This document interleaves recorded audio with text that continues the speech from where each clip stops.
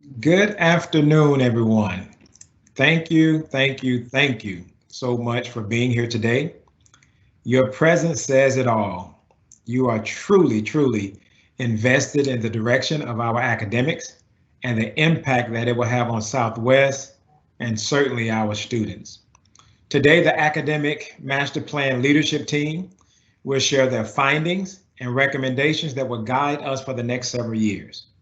As you recall, we identified 6 priorities, and those priorities are program process improvement, efficiency and effectiveness in operations, diversify academic portfolio, enhance community engagement and collaborative partnerships for student success, excellence in teaching and learning, and enhancing student support and experiences. Everyone, I am beyond excited about the unveiling of these findings and recommendations, given that we have been working on this for this entire academic year, or at least we've been talking about it. So I want to thank every single person involved in getting us to this milestone. Because of you and your feedback, we have reached this monumental step in our journey. And this is just a step, as we know, considering that it is our intent to develop a dynamic plan that is constantly informed and revised by research and best practices. With that said, I'm pleased to present our faculty co-chairs and priority team leads. Again, I would like to thank each of you and extend my appreciation for your willingness to take on this challenge. And I know a challenge it has been. So without further ado, I present Ms. Raquel Adams, who will now give an overview of today's agenda. Ms. Adams? Thank you, Dr. Hooker. Good afternoon, everyone, and thank you so much for joining us on this beautiful day. My name is Raquel Adams, and I teach Introduction to Art and Study Abroad courses in the Communication, Graphic, and Fine Arts Department. I'm also an Equity and Inclusion practitioner, as well as a teaching fellow for the Teaching Academy. I'm also very proud to be serving as your co-chair of the Academic Master Plan. Let's get today started by going over our agenda. First, we're going to get an overview of the AMP and its mission. Then we'll introduce the priority teams and their chairs, and those chairs will then be providing an update on their research and the suggested best practices. After that, we're going to get an overview of the timeline, and we'll open up the floor for questions. And then finally, we'll have our closing remarks. As a reminder, please hold off on posting any questions in our chat for now. We're going to wait until the last about 30 minutes of our presentation today, and I'll let you know ahead of time once that time has started. So around 3 o'clock, we'll open up the floor for your questions and comments. Next slide, please.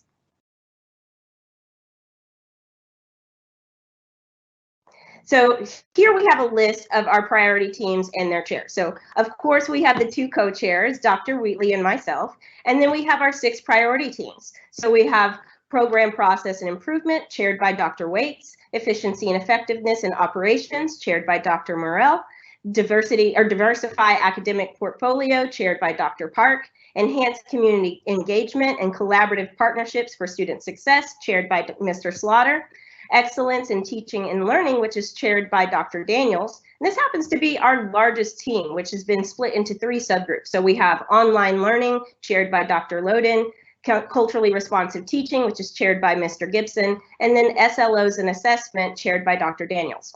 And then finally, last but not least, we have Enhancing Student Support and Experiences, chaired by Ms. Susanna Jackson. And now Dr. Wheatley is going to discuss the process of creating these teams and their topics. Hello, everyone. I am Derrick Wheatley and one of the co-chairs for this huge opportunity we have. The Academic Master Plan, it reflects the academic goals and priorities of Southwest.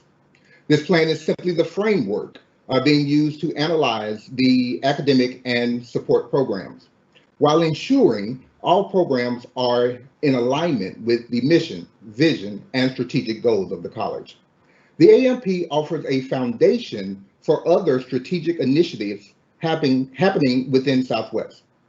This is how we position Southwest to be a premier institution. Next slide.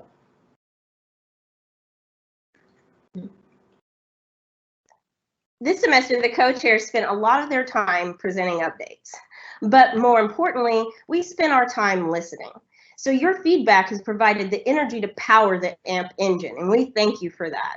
Our first official presentation was to the steering committee. And at this time, we received comments surrounding digital literacy, the teaching and learning toolkit, soft skills, student services, and racial justice. We then started to share this valuable feedback with our priority team chairs so that we could start making those changes right away. Next, the AMP priority chairs and co-chairs presented an update to the ATD coaches, Achieving the Dream. That's what that stands for. And this presentation came shortly after the AMP forum that many of you attended just a few weeks ago. And we received lots of positive feedback during that time as well. And then that feedback was shared by the co-chairs in an update to the Student Success Council later that day. And similar comments had been made about adding language that specifically addresses equity and race-conscious pedagogy. It was during this meeting that the Student Success Council and co-chairs decided to add members of the Student Affairs to each of those priority teams in order to assist with language that highlights racial equity to ensure that this was at the forefront of every area of the academic master plan. And now Dr. Wheatley is going to discuss some of the changes and projects that took place this semester. So one of the things that you have to consider, let's talk a little bit about how this came about. Dr. Hooker had numerous meetings with stakeholders throughout the college. And this includes students, faculty, staff, even stakeholders in the community to figure out how best to evolve Southwest into a leading institution. Dr. Hooker envisioned the AMP as a step, as he just mentioned, to achieve this objective, with the voices of faculty, staff front and center. So some of the changes that Raquel was just talking about are the CRT survey that you guys just completed for us a mere couple of weeks ago. And we appreciate you for taking the time to get that done. One of the things that we had to make sure that we had an understanding was, and that is your understanding of what CRT means. We use it a lot, and or the acronym a lot, but we wanted to make sure that we understood where you were on this. There are a number of changes that have already been made. We are expanding OER, the digital literacy and succession planning. Also, a few weeks ago or a month or so ago, there was a survey from HR centered on succession planning. So this is a huge project for the college and finding out how to move not just the college forward, but the individuals who work here. Next.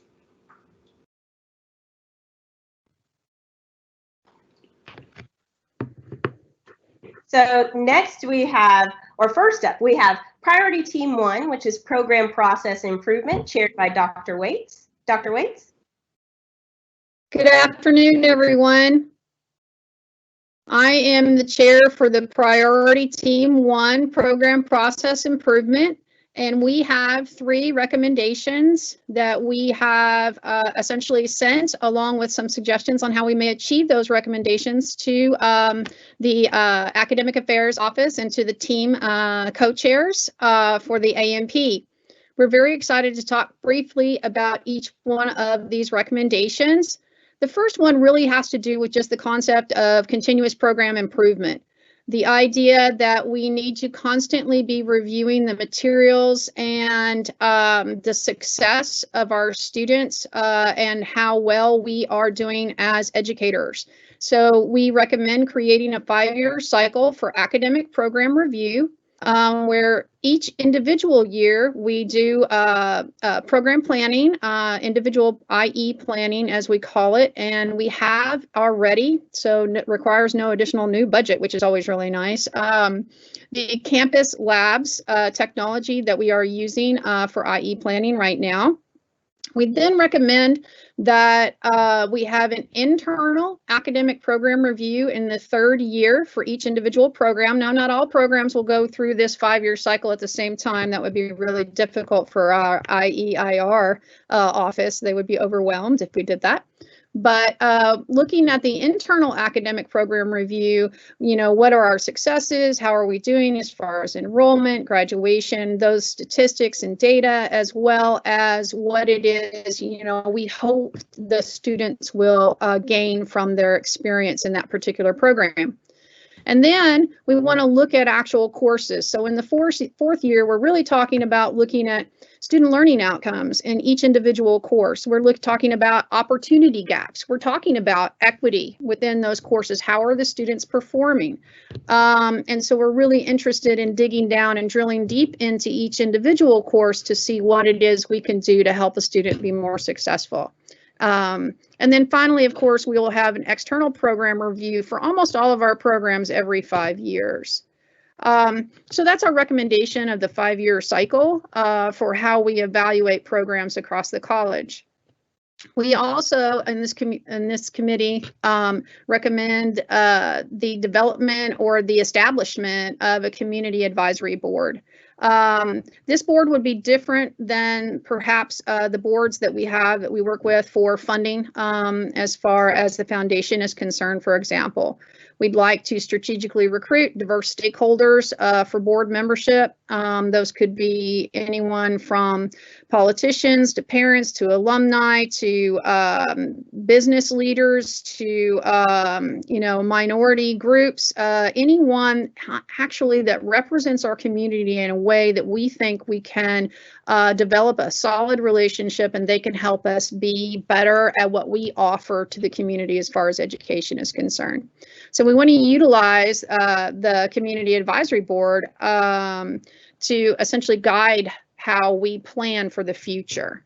Additionally, we recommend creating an institutional SLO, so a student learning outcome for soft skills. This will probably come up as a topic for multiple priority teams today, but we'd like to incorporate soft skills into the institutional core themes. We'd really like to see our students go out into the community and perform well, and we feel this is an area where we can help them do that. So we want to incorporate soft skills or student learning outcomes into curriculum within all our programs or divisions as well. I'll be happy to answer questions later, but that's what our 3 recommendations are for the AMP. Priority Team 2 is efficiency and effectiveness in operations, and it is led by Dr. Merle. Afternoon, everybody. So with Priority Team 2, we came up with 4 key things for the academic plan. The first one being succession planning. What our recommendations are for the succession planning is to develop 2 tracks, one for leadership and one for staff roles. That way everybody's included, everybody has a way to look forward to move up or to move over into another area that they're interested in. This will begin by each department comprising a book, so to speak, of all their positions, the qualifications, certifications, and experience that you need for each level they have. That will go into providing the actual track for whoever wants to get into the leadership positions or different staff positions to have a roadmap to follow so that they know where they stand and when they can get evaluated. After that, once a member is identified for being into the leadership role, our last recommendation on succession planning is to incorporate the Leadership Academy into the track for that individual. So once they are nominated for the leadership training, they also have additional training outside.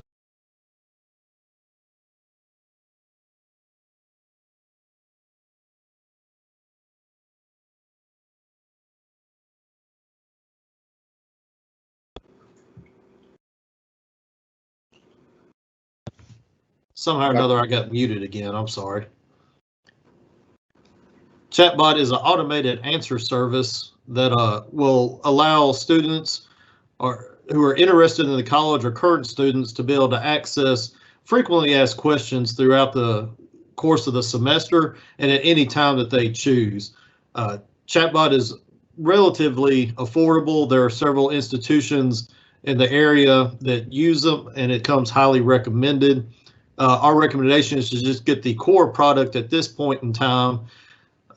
which will help to decrease emails and calls into offices and increase our customer service. Our third recommendation is moving more towards an all-encompassing look with the predictive data. Doing the predictive data helps us to identify not only at-risk students earlier, but it also helps to correctly identify the appropriate educational track for those that are coming into the college. To do this, we're going to implement the use of the 4-pillar pathway, which is clarifying the path, entering the path, staying on the path, and then ensuring that they're successful. Using this 4-step approach, again, will help to identify the correct classes that the individual needs and moving forward to make sure that they're staying with it or if they need any additional assistance. Along with that, we're recommending that some dashboards be built for the faculty and staff to be able to use to look to see not only how well students are doing, but overall how they're moving forward in their track. And with that, we're going to provide some training and also the appointment of a data coordinator for each division so that when different faculty members have questions, they can forward this to the data coordinator who can then reach out to IERR office. The last thing that we tackled for the academic master plan was policy analysis. This obviously is needed to bring existing policies up to date and remove outdated policies. For doing this, we're recommending that the update procedures have a revised process. This process can be probably on a 3-year review cycle so that every 3 years, all the policies within the college get looked at again. To incorporate the best practices for this, we're suggesting that not only a specific team be identified for the policy and review, but also link that to the other priority teams so that everybody has a voice in it to get the policies moving forward, and to create an online platform for not only to request a review of a policy, questions about a policy, or suggestions for a new policy. We're hoping with these 4 suggestions that it'll help to move Southwest in a positive direction and to clarify different roles and pathways for not only our students, but our faculty and staff at the same time. Thank you.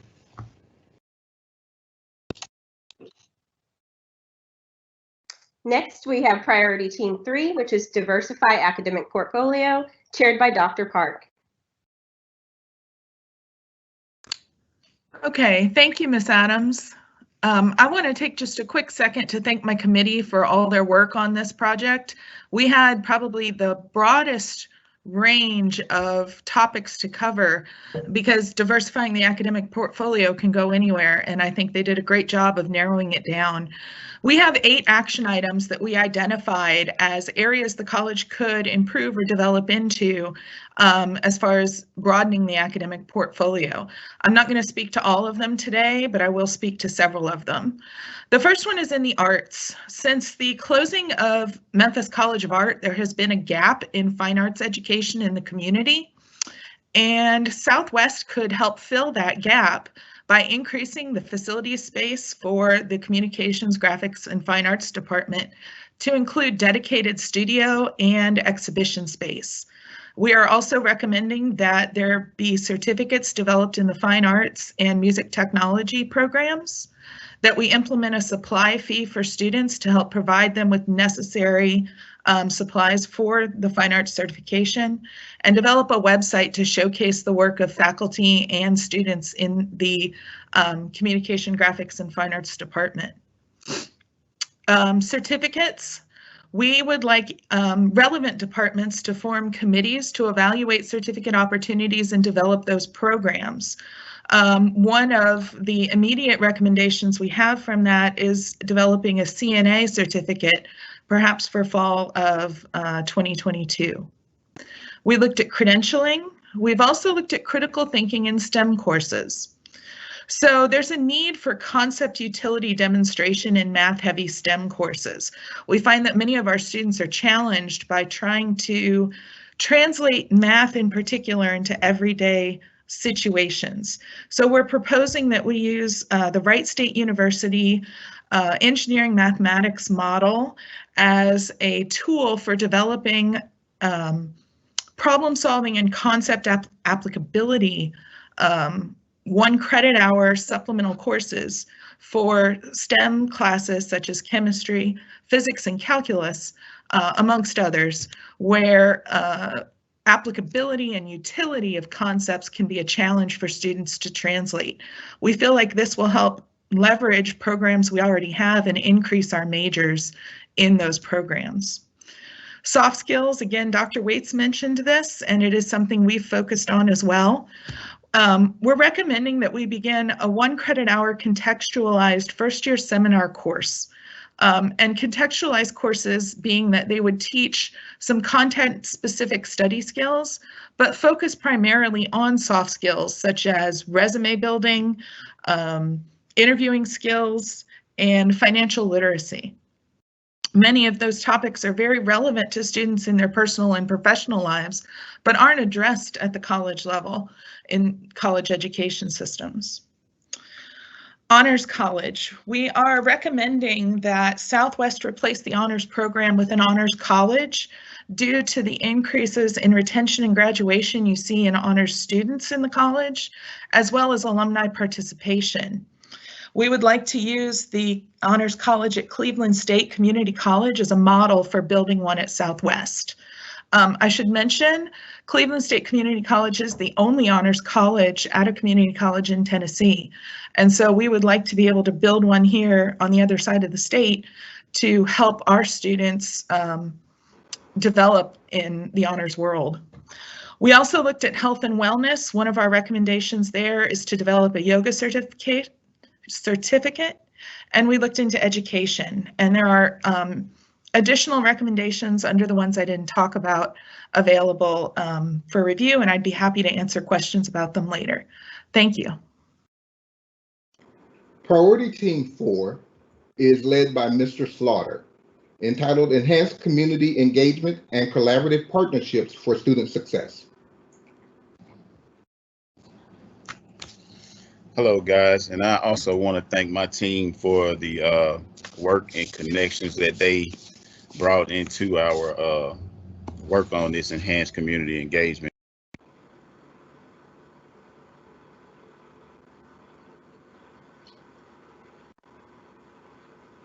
project. I'm having some connectivity issues on my end, so it'll pause every now and then. But the 3 areas that we focused on were community engagement through a community team, dual enrollment, and corporate partnerships.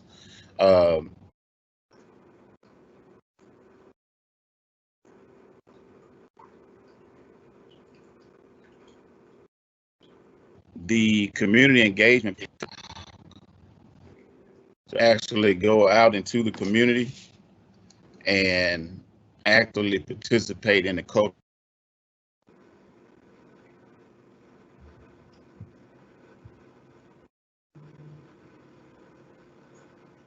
and just activity. I am having technical issues.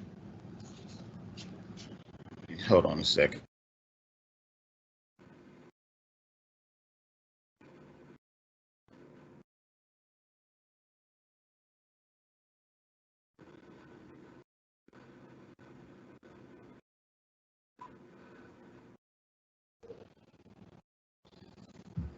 My computer, I'm in a rural area and my computer just keep freezing and having to dial back in. Can everybody hear me still? Yes, we can hear you just fine. Okay. Go ahead. All right. Okay, I'll try to be quick. The community engagement portion, we just want to increase our footprint in the community, show them that we're there to serve them, and to just actively recruit and increase our enrollment in the process. But the best way, like I said, to get involved in the community is to just be out doing things that those particular communities do and showing our support by just being visible. And the dual enrollment, they want to tailor this dual enrollment program to where it fits the needs of more students. As one thing they wanted to do was broaden the availability of it to homeschool students and try to just make classes and times just specifically for dual enrollment students. They want to go out and survey the college to see, survey the students as well as the faculty members to find interest in other classes, a broader range of classes, and have a broader range of participation from other faculty members to teach dual enrollment courses. And of course, the desired outcomes of that would be to increase our enrollment, to lower the time that it takes for students to graduate, and as well as be more cost effective when it comes to their education. And to talk a little bit about the corporate partnerships, we really want to increase our technical education to actually build our identity back up in the technical fields, but an opportunity that can happen fairly quickly was brought to me by Thomas Migley through Shelley Trigg, and he has a lot of connections within the hospitality industry, and they have a huge shortage of workers now. I mean, and I've been talking to family members that have been going on vacations recently, and they say everywhere they go is help wanted signs everywhere when it comes to tourism. And you know, Shelby County is a big tourist attraction, so he has some connections that he had prior to the pandemic. He said that Kroger wanted to come on and do a ribbon cutting to develop a program for their students to train at Southwest to be food service managers, because they're required to have an AA degree, and they wanted to partnership with Southwest prior to the pandemic. And he says he really feels that can happen now that we're starting to come out of the pandemic and be more active again. So that's one thing that I will be in contact with him in the near future. And he also brought to me some other relationships that are already in place that we just need to develop a program to train students for the actual tourism industry and try to make it more global so that they don't have to just stay in Memphis, but to work for chains in other areas and give the students real world opportunities, as well as opportunities to develop careers in the hospitality industry. And that's all I have for right now, and I'll answer any questions at the end. Thank you. All right, next we have our largest of the priority teams, which is Team 5, Excellence in Teaching and Learning, which is chaired by Dr. Daniels. And like I said before, this team has been divided into 3 subgroups. We have CRT, which is Culturally Responsive Teaching, Online Learning, and SLOs and Assessment. We're going to start with Mr. Gibson's subgroup, which is Culturally Responsive Teaching. Okay, thank you, Raquel. Again, hello everyone. It's good to be before you all again today as I bring before you the committee findings in regard to culturally responsive teaching. As stated in the last form, culturally responsive teaching is a research practice that makes meaningful connection that is learned at school and what the student experiences in life. As a committee, we wanted to approach this project being intentional, think with an equity mindset, and also want to take in consideration of the work that we have already done here at the college.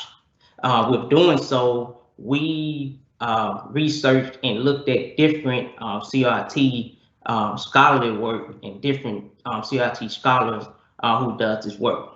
However, as we looked at the different research, we wanted to find the research that best fits us best at Southwest. So one particular person who stood out the most for us was the work of Dr. Geneva Gay. Dr. Geneva Gay is a professor at the University of Washington, Seattle, she's a professor of education at the University of Washington, Seattle. And she's known for her scholarship in multicultural education, particularly as it relates to curriculum design, staff development, classroom instruction, intersection of culture, race, ethics, and teaching and learning. She has written several professional books and numerous articles on topics such as CRT, multicultural education, and curriculum design. As we move to the effective teaching, according to Dr. Gay, Effective teaching occurs when past experiences, community setting, cultural backgrounds, and ethnic identity are taken into consideration in the learning process. When we look at the definition of cultural responsive teaching, the one word that stands out the most is connection. When educators and students have a sense of connection, it opens the door for the opportunity for past experiences, community settings, and cultural background and ethnic identity to take place.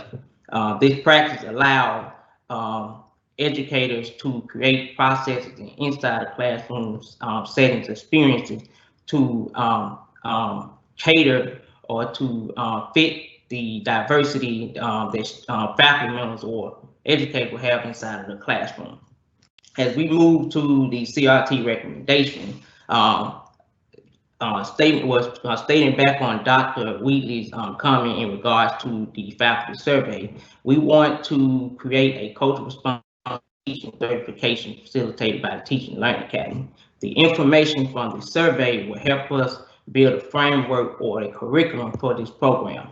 We researched other colleges and universities who have this program, and our neighbor college, I would say Nashville State, they have a program. But according to Southwest, we consider our students as being unique, so it's important for us to create a program that fits our students and our population. The next thing we want to do, we want to create a CRT professional development and evaluation and promotion and tenure process. Not only do we want to learn more about CRT, but we also want to learn how to evaluate it and use that in the promotion process for tenure. The next thing we want to do, we want to develop a CRT survey for all of our students at Southwest.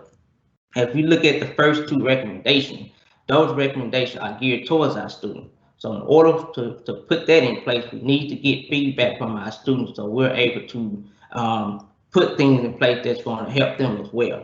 Also, our students are like our customers. So therefore, in order to understand our customer and create services that benefits our customer, we need to be able to put the right things in place based off what their responses are.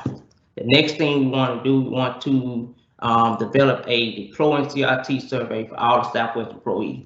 Not only do we want to just keep CRT academic, but we want this to spread throughout campus. As we look at our students who enroll in college, learning is take place not only in the classroom, but outside the classroom. And learning is a part of everything that they do. For example, some students may need to learn how to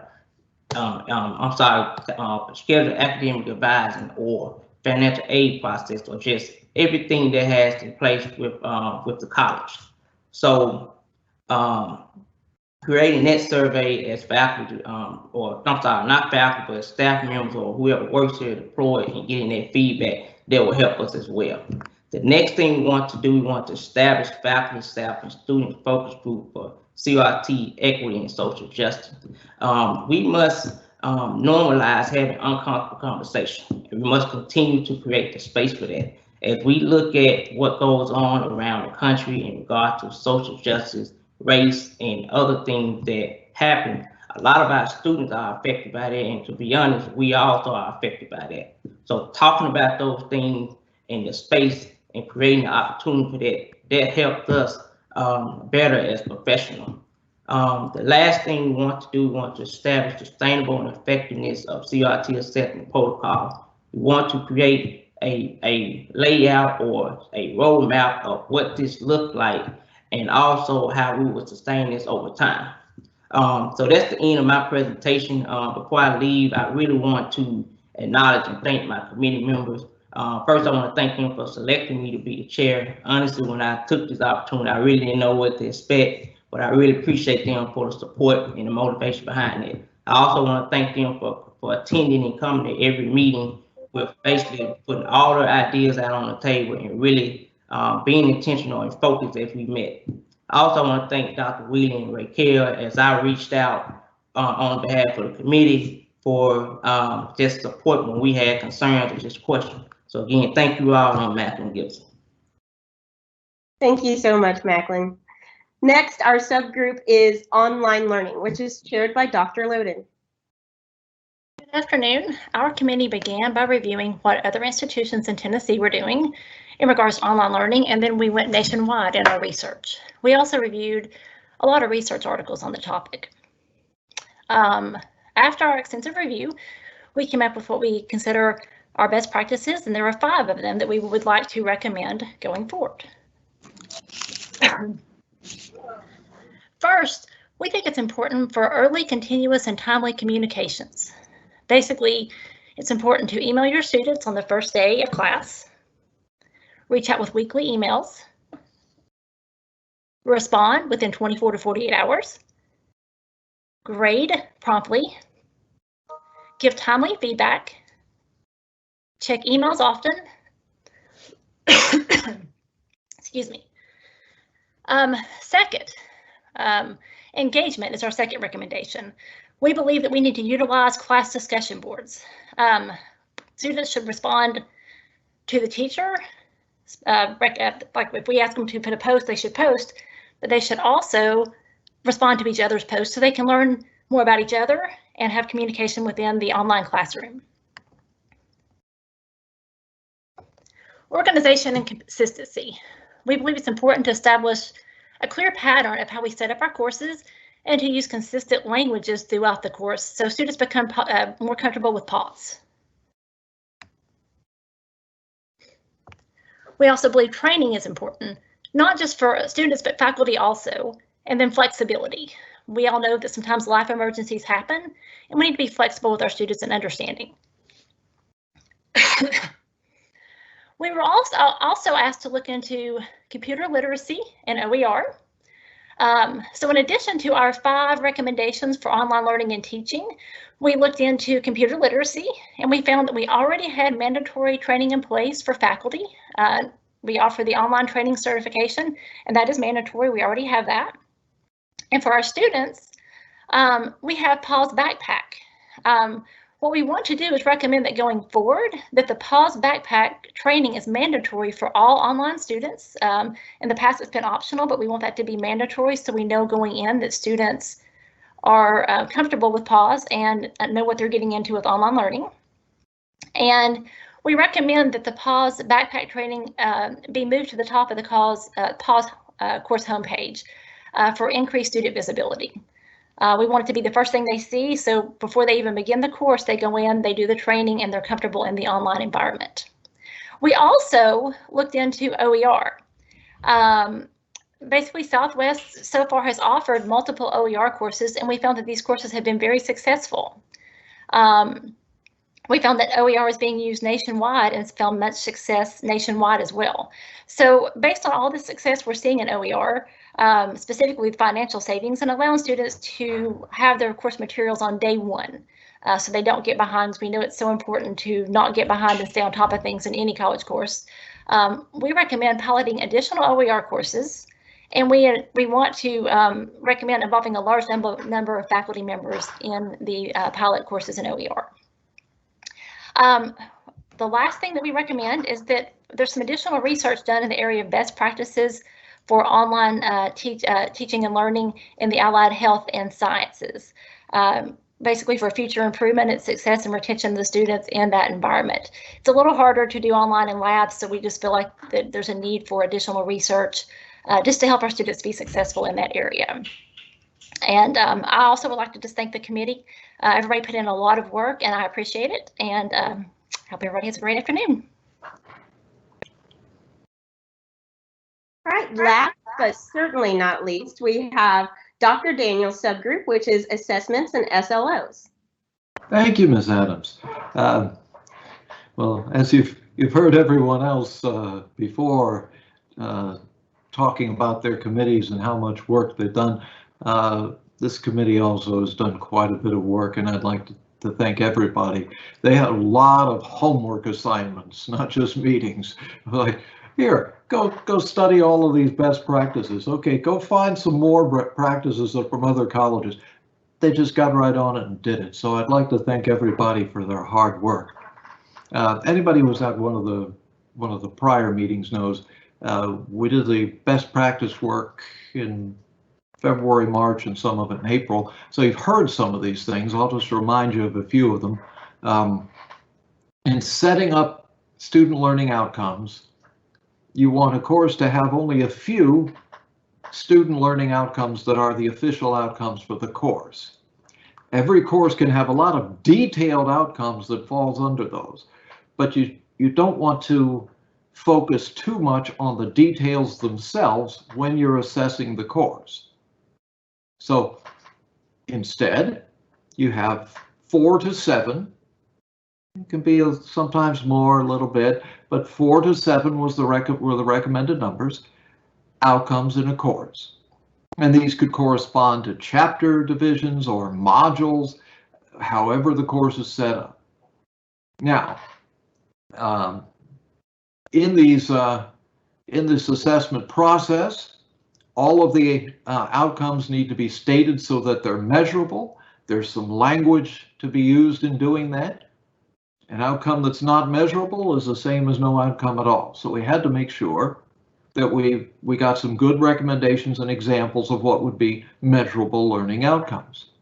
Now, a proper assessment of these outcomes not only looks at whether you've met whatever your goals are for that outcome or those outcomes, but it also looks at the future. We're going to make particular changes. We're going to make improvements. Here's what we expect. And then when you come back and review it 3, 4, 5 years later, then you see that the course has been improving in its content over the years.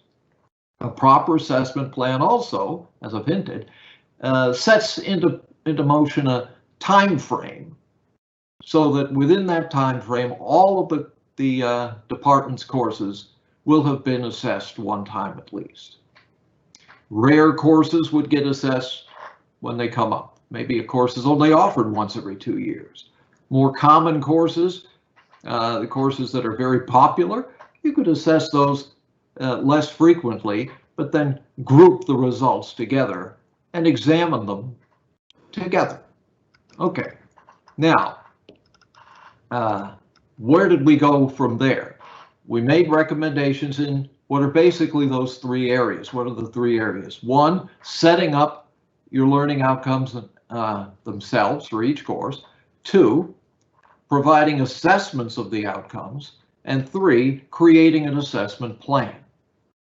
So rather than just say, we recommend that you create these outcomes, we went together, got information from all around. I put it together in a little folder, this packet, that gives examples of courses from around the country and their learning outcomes.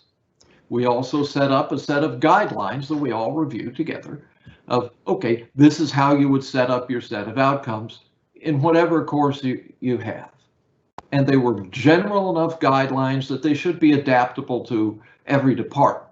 We didn't want to have something that was too specific that only applied to nursing or math or English, right? So we wanted something that you could look at it and go, okay, I see what to do. And we gave examples of each of those things.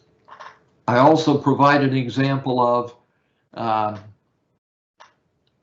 creating some detailed outcomes for your syllabus that are more general, that go with those general incomes, tie into them, the outcomes, right? And tie into those and say, these are the details of the course. We're assessing these things, but they collectivize into the outcomes that we're looking at. I said I provided because I basically pulled one of them off an old syllabus. I said, well, I don't want everybody to send me all your syllabi. So the others checked it. We looked at it all and they said, okay, we'll put it in there. So we tie the measurements to your outcomes. Now, how does that mean? Your measurement needs to specifically address what's in that outcome. You don't just have tests for the purpose of having tests, right? We all know this. The tests are measuring what's in the outcomes. The outcomes are the content that make the course unique. So when you're done, you're measuring everything that the students are expected to have learned. And then when we assess the course, here's that second package, right? Then we can say, are the outcomes measurable? Are the measurements working? What have we learned? Are the students learning what they're supposed to learn? If not, where are they having trouble? Why are they having trouble? Discuss.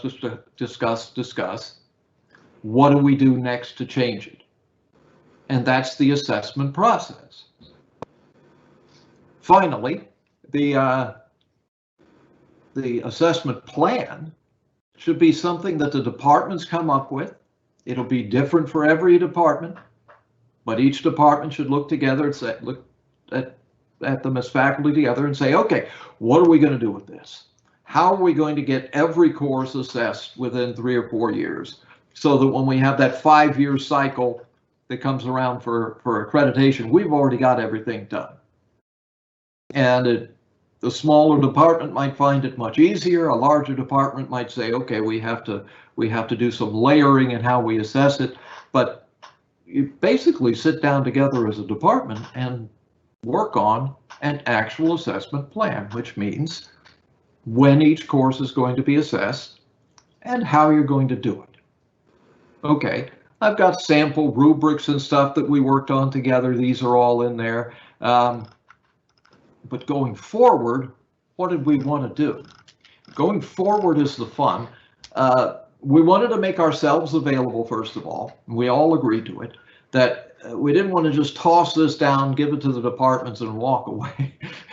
We said, okay, that's not going to be collegial. What we need to do is make ourselves available, that if a department wants to know, well, wait, I see your examples. Would these be a good example of the outcomes? And you just have a discussion, right? So they can come to us for assistance at any time as we're going forward. We'd also like to check to see whether the details are coming about. So the coming year, we want to see the details of these things as they develop. So we'd like to be able to see this through, right? Instead of coming up with great ideas and then going away, we want to come up with great ideas and then make sure that next year, okay, we're putting them into place, and then we're now implementing them. We have a track, so the next time we report to the accreditation bodies, we say, aha, we have all of this information that we didn't have for you last time. We have data, we have assessment information, we can show you what we're doing. And once we get it rolling, basically, it will take care of itself if the departments just keep on it. And every time we add something new courses, new programs, then they get their own processes and they fit in with what we're already doing. So I see that everyone's shouting, telling me my 5 minutes have just ended, and you're right. So let me pass you back to the chairs, and thank you very much for coming to listen to us today. Thank you, Dr. Daniels. Priority Team 6 is led by Ms. Jackson, enhancing student support and experiences. All right, good afternoon, everybody. Before I really dive into everything, I just want to say thank you to everybody on my committee for all of the hard work that you have put forth this last semester. It was really a privilege to work with everybody. And I also want to say thank you to Raquel and Dr. Wheatley. Y'all just made everything so much smoother and easier. And thank you for answering all of my questions and the many emails I sent, asking. I felt like I asked a lot of questions, but thank you so much just for being patient and for your strong leadership. So my area has several different, we have actually a bunch of different areas, recommendations for each of the areas that we looked at. And we had so many different areas that we looked at, so there are quite a few recommendations. The first area that we explored was flexible spaces for students. And so some of our main recommendations are that we will utilize any unused spaces on our campuses. Especially at the Macon and Union campus, there are some unused areas that we think could be repurposed into areas where students could sit, study, just prepare for exams and classes and have a quiet area to do so. I think that reappropriating these spaces will help allow an atmosphere of collegiality, which will just help reiterate the message to students that they are important, welcome, and they can feel secure. One suggestion we have is that on each campus, we'll have at least one classroom that is maybe not being used. and we can designate it as a computer lab for students to study and have access to a printer. And then the other suggestion we have is that more charging stations be added to all of our campuses. At the Macon Cove campus, one idea is that we could add charging stations to the outside gazebo areas for students to be able to have the option to work outside. And then our last suggestion for this area is that when Southwest has the financial means to do so, we recommend adding cafe areas to each campus. This way, students and faculty will both have the option of eating food on campus and not having to go off campus in between classes to find something to eat. And then for smaller campuses that may lack the space, we suggest that some outdoor cafe areas could be added if there is not the space indoors to add those. The next area we looked at is recycling or going green. Southwest does not have a sustainability program, and so we are recommending that we do invest in this, and we think it would be very beneficial to the college. One way that we could do this is to create a salary position for a sustainability officer. This individual would be responsible for coming up with strategies to reduce our overall ecological footprint so that we could reduce our energy consumption. We would recycle more often and find ways to reuse materials. The sustainability officer would also supervise working on sustainability projects and collaborate with others at Southwest to discover ways to help reduce waste. And then the other thing we suggest is that we have waste audits at all locations, and this would help determine the baseline of solid waste generated at the college. We also suggest that there needs to be a physical plant staff cooperation and collaboration on all campus locations. So this would be a process for collecting and sorting recyclables, and it would also help just incorporate the single stream bins across all locations. And then the last recommendation for this area is that Southwest will hold student-created sustainability projects on all campuses and have serving learning opportunities for all students as well. And this, of course, would be something that we want our faculty to be heavily involved in too. The next area we looked at was the chatbot, and I know another committee also looked at the chatbot, but we are recommending that Southwest does incorporate this. There's been a lot of research backing up the usefulness of a chatbot. As I said at our last faculty forum at Missouri Western State University, they saw a 7.3% increase in their retention. And Missouri Western State also saw a significant increase as well. And so we are recommending that we utilize the chatbot and use it for areas that really need it. So areas like financial aid, advising, admissions, the areas where students get frustrated the most and need immediate responses are the areas we think would benefit the most. The one stipulation we have is that we really want to make sure that if we go with this and use the chatbot, that we do utilize it to its fullest extent, and that this doesn't just become kind of another dead-end option and students get frustrated with it. So we do recommend it, but we want to make sure that it's being utilized and that it's really helping our students get the information they need as quickly as possible. The next area we looked at is academic support and digital literacy. And we have several recommendations for this as well. So we believe that if Southwest is going to use OER, that we need to involve as many faculty members from each department as possible in this. We think that the OER courses should be piloted and fully examined. And in addition to that, we also believe that all of the campuses need to have spaces for students to have access to computers and the internet, because with OER comes, some of the issues that come with that is that students may not have the means to access their materials. So that goes back to the first point, is that we do have those spaces for students to come and use and have Wi-Fi and internet access. And then the last thing is that we want the D2L backpack training and pause to be mandatory. So as Ms. Loden was saying earlier, we agree with that, and that was one of our recommendations, is that this becomes something that is mandatory each semester prior to the semester starting. Finally, our last area that we explored is promoting student services. And with it, we explored several different areas, several different ways that we could do this. One thing we're recommending is that full-time faculty members are provided with more training about the different services that are offered at Southwest. And we would like this to take place immediately in the new faculty orientation, so that the incoming faculty is aware immediately of what we offer for our students.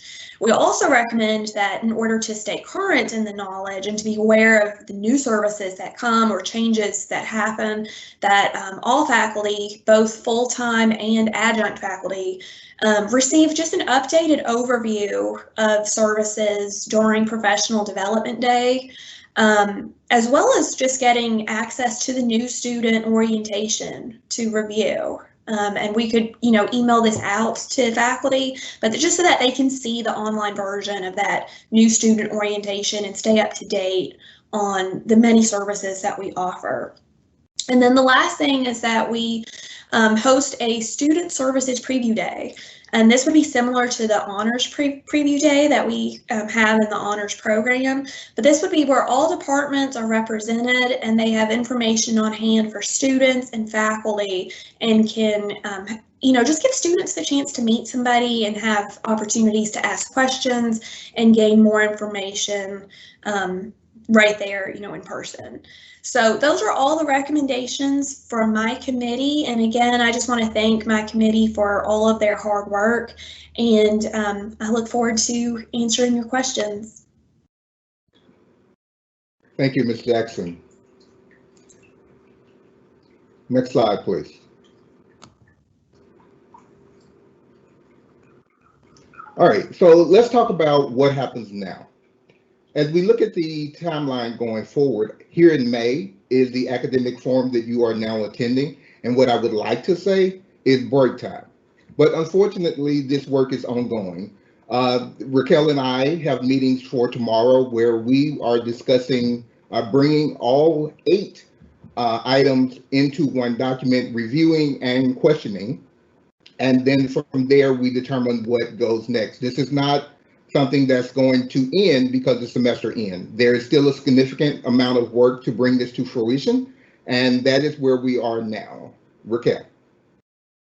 Over the summer, the co-chairs are going to continue to meet with each other and with Dr. Hooker in order to revise that final AMP document, in order to share that with the institution this coming fall. And during this fall, we also plan to begin implementing many of these suggested best practices. Some of those best practices you'll see probably right away, and others will require more planning and budgetary considerations, so they may take a little more time. But we'd also like to encourage you to take some time to check out our SharePoint site. So this is where you can find updates and important announcements. And if you're interested in joining our efforts, please use the comments feature or find the co-chair's information, our contact information, which can be located at the bottom of our April update. Next slide, please.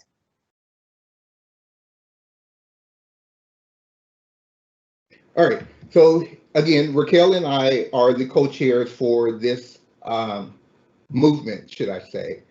Dr. Waits led Priority Team 1, which is Program Process Improvement. Dr. Morrell, Efficiency, Effectiveness, and Operations, Team 2. Priority Team 3, Diversity, Academic Portfolios, led by Dr. Park. Priority Team 4, Enhanced Community Engagement and Collaborative Partnerships for Student Success, Mr. Derrick Slaughter. Excellence in Teaching and Learning, the first subcommittee, was led by Dr. Lisa Loden in online learning. Mr. Macklin Gibson, CRT and Achievement Gaps, Dr. Frank Daniels, SLOs and assessments. Finally, we have Priority Team 6, Enhancing Student Support and Experiences, led by Ms. Jackson. Next slide, please. Now it's time for the question and answering portion of today's forum. So please locate the chat bubble at the top of your Teams window to start posting your questions for the AMP team. If there happens to be any questions that we're unable to answer today due to time limitations, they will be captured, and hopefully we can answer those via email and have those sent out to you as soon as possible. Cindy, you can remain on this slide until the question and answer portion has ended. Thank you. And Dr. Wheatley will be moderating for us, so you can go ahead and get those questions started coming in. The first question is from Christina Gordon for Priority Team 6. Have any thought been given to adding active classrooms to the campuses? Ms. Jackson? I'm sorry, that last little bit, could you repeat that, adding extra? Yes, ma'am. Has any thought been given to adding active classrooms to the campuses? We have thought about that, and I think that that's something we've looked into.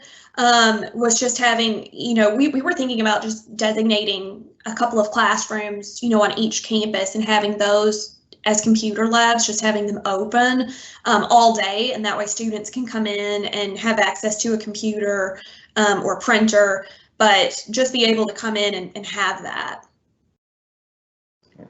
Thank you, Ms. Jackson. Next question from Marjorie Darnaki. Please forgive me if I mispronounce your name.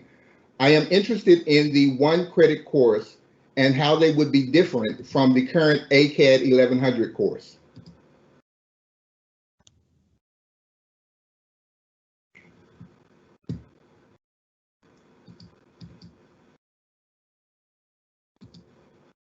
I think that's a question for Dr. Park's team.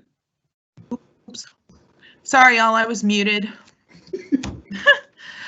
So the reason we propose these courses is because ACAD is no longer required for students.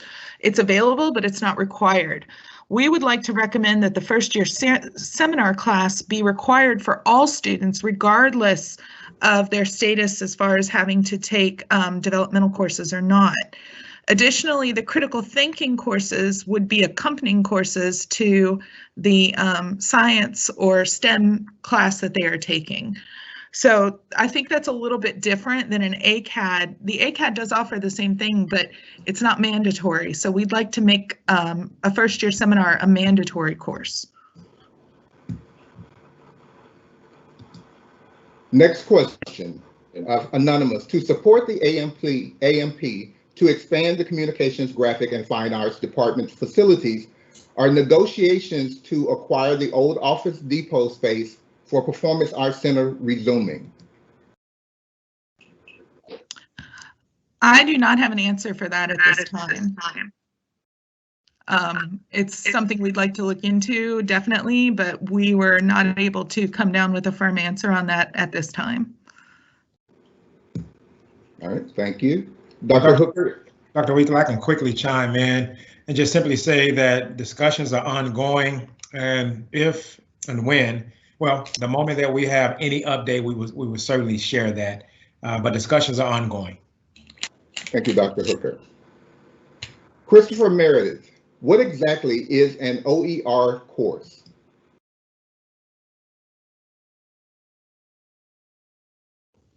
That is an open educational resource, I believe is what it stands for exactly. And basically it allows students to not have to purchase the textbook. The materials are available free or at a reduced cost.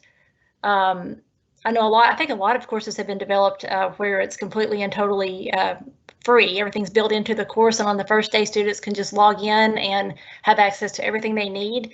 Therefore, if they're having financial difficulties, they're not held back because the lack of their availability for books or an access code or whatever they need for the course. Thank you, Dr. Loden.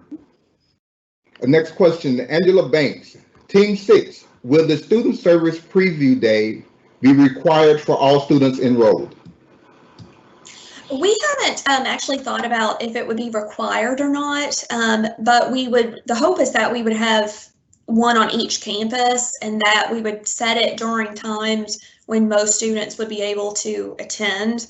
And our hope, of course, is that instructors would take that into consideration and, you know, give students permission to maybe class early or have it as an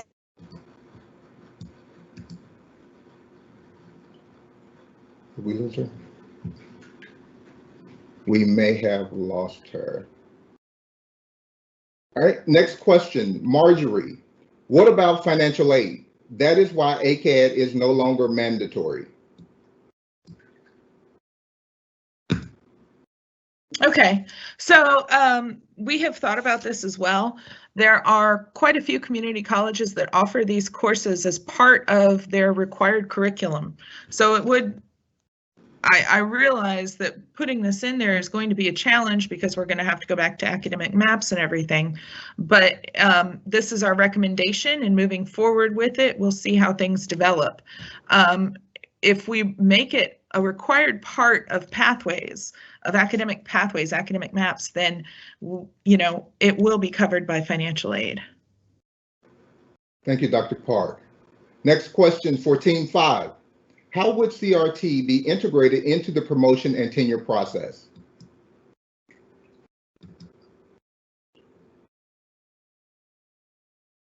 Mr. Macklin? Question again? How will CRT be integrated into the promotion and tenure process? At this time, we have to meet and discuss it as a committee and how we will roll that process out. Thank you, Mr. Gibson. You're welcome. Next question for Team 1 and 3. How can faculty and staff in the community collaborate to identify and define professional soft skills so that they are consistently represented to the student body?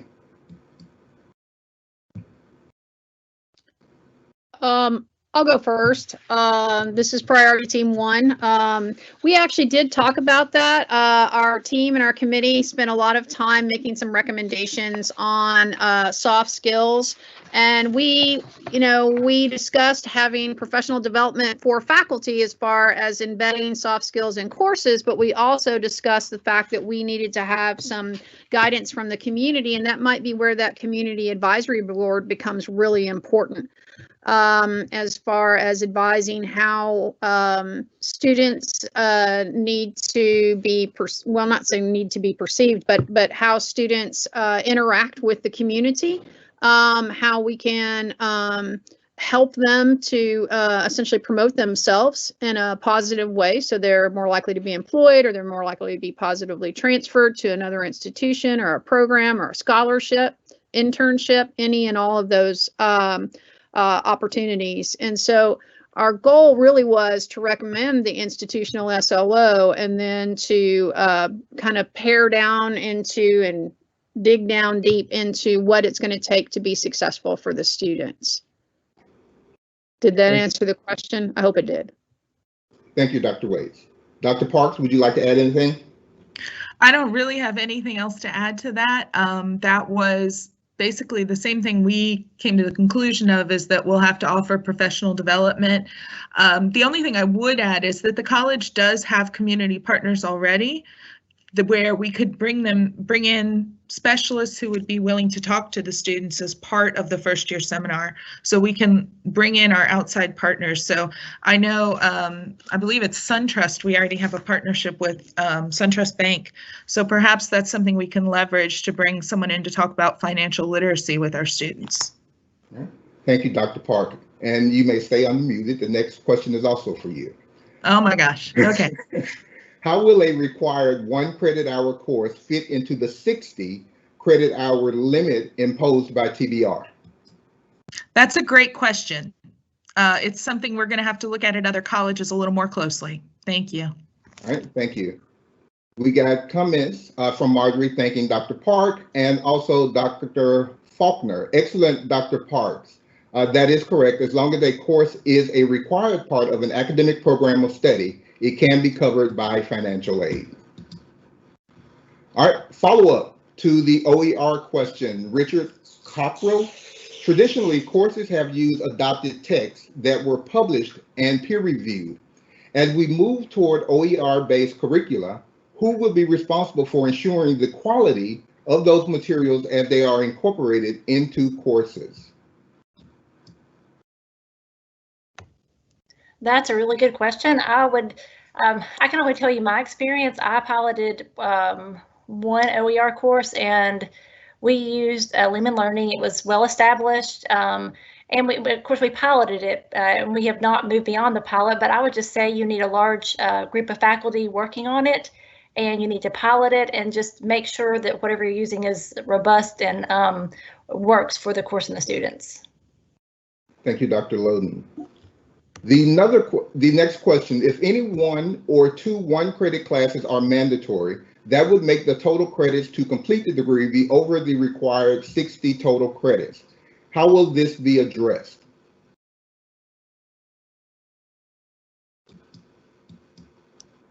Again, the logistics of this are something we still need to look into. So, while I appreciate you drawing these questions and bringing these talking points to the table, I don't have a real answer for that at the moment.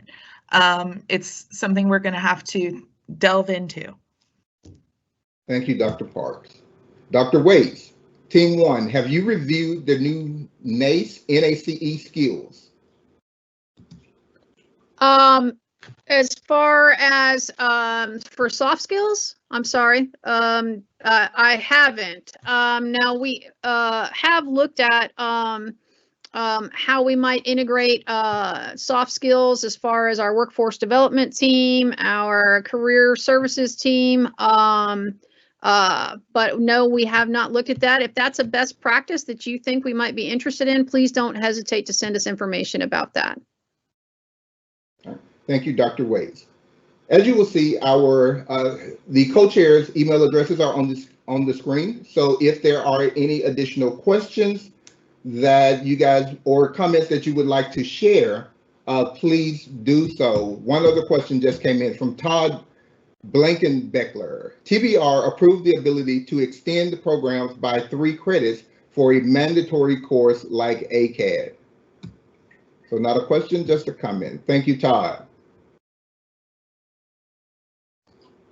Any other questions? Raquel? All right, well, thank you everyone for submitting your questions. So it's now time for some closing statements. And we would just like to end this session with a sentiment of overall gratitude, because this semester, this year has not been easy. And we made it through, and we learned so much during this process. So we want to thank each and every one of you for your hard work and commitment this year, and for your continued support and feedback. We'd also like to thank President Hall and VP Hooker for their endless support and encouragement. Inspiring leadership leads to innovative thinking, and I think that's what's led this all along. So we thank you for this challenge and allowing for our voices to be uplifted. And of course, I'd also like to go ahead and thank my co-chair, Dr. Wheatley. You've been such a supportive co-chair, leader, and friend. And I'm so thankful that we were chosen to take on this challenge together, because I couldn't imagine anyone else by my side during this time. So thank you so much, Dr. Wheatley. Thank you. So as we are giving our thanks, I want to mention, I have a couple of questions coming in. One second, Jeremy, TBR allows for a 1 course over the 60 maximum if it is a first year experience course. So that's just clarifying some of the other information that you guys just got. Matthew Lexlow, regarding soft skills, I recommend AACU value rubrics and NACE soft skills. Chattanooga State Community College developed institutional learning outcomes from these sources. Thomas King offers high-level overview. How will the Honors College be different from the current honors program that STCC offers? Do we have time for me to answer that? Yes, ma'am. The advantage of an honors college is that we can offer designated pathways to an honors degree that includes certain required courses for the honors program that we can no longer include because of the financial aid situation. So for instance, our capstone course, we can include into pathways in the honors college that we may not be able to include in other that we're not currently able to include with just an honors program. Basically, it is going to expand what we can do right now by having a designated college with a full support system and a broader range of offerings.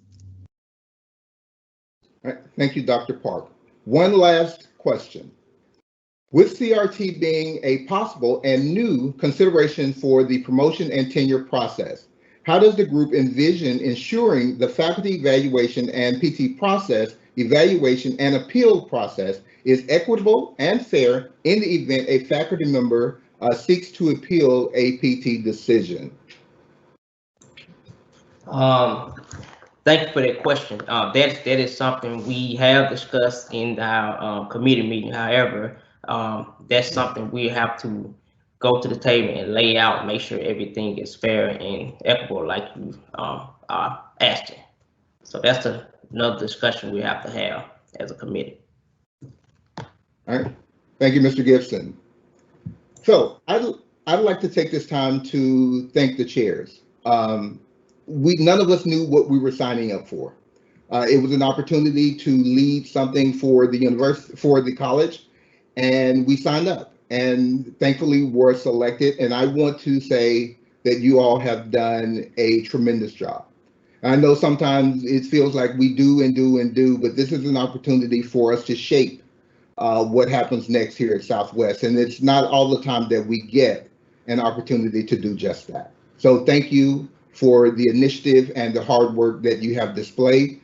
Raquel, you and I have attended some of your sessions and knew you from that perspective. This opportunity has definitely broadened that, and I think led to a great friendship. Working with you, it has challenged me and pushed me to do more, to do better. So I thank you for working with me on this.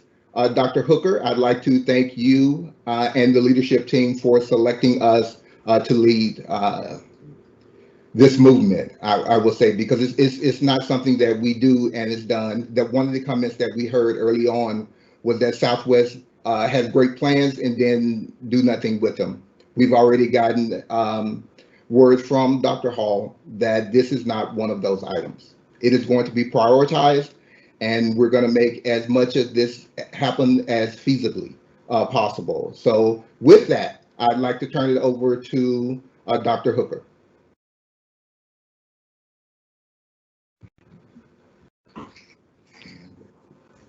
Thank you. I guess I'm gonna start this the very same way that I began it. And the comment just a little while ago about not knowing what you were gonna get into.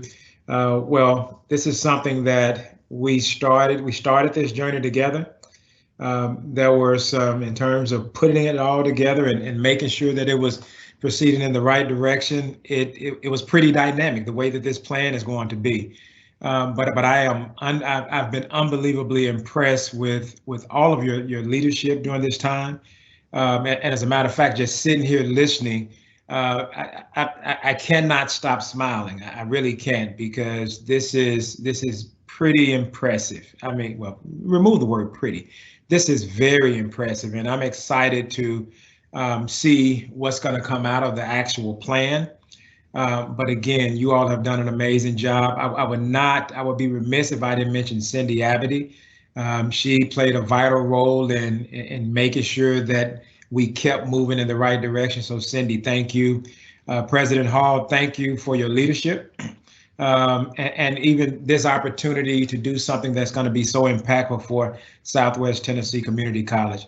Again, my words cannot explain how appreciative I am. As a matter of fact, I think I told the two chairs the other day when we were in a meeting, this was almost like when I hear people talk about a gender reveal party, in which you're just so excited about the revealing of a boy or a girl. This is just how excited I was to see what would come out of this. I wasn't privy to any of the information that you all heard today. It was new to me, and I was unbelievably impressed. So to all of you, thank you. To every single person, as I mentioned earlier, to every single person that played a role, and this goes all the way back into October with those small discussions that I had with stakeholders across the institution. I want to thank you, because that allowed us to identify the 6 priorities in which these amazing people have led. So again, thank you, amazing job, and I cannot wait to continue this work. Thank you so much.